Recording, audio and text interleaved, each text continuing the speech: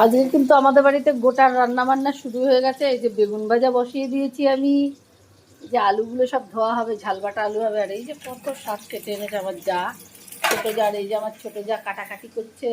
আর এই যে আমার নজার মেয়ে, এই যে কত সবজি সব কাটা হচ্ছে আমাদের বাড়িতে। সবাই একসাথে খাবো কিন্তু আমরা, তোমরাও চলে এসো, তোমাদের সকলের নেমন্তন্ন। আর আমি কিন্তু আমাকে আর দেখাচ্ছি না, যা হয়ে রয়েছি বাবা, সে আর না দেখালেই ভালো।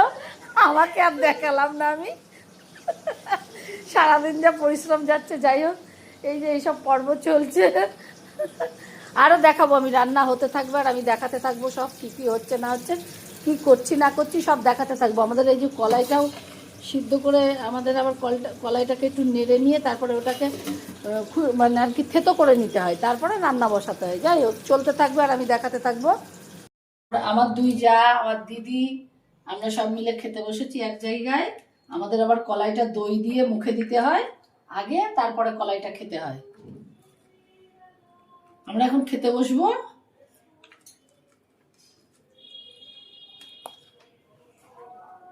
হয়েছে? গুড আফটারনুন, শুভ দুপুর। সবাই ভালো থাকবেন, সুস্থ থাকবেন।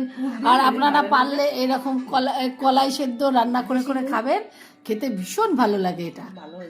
গুড আফটারনুন, শুভ দুপুর।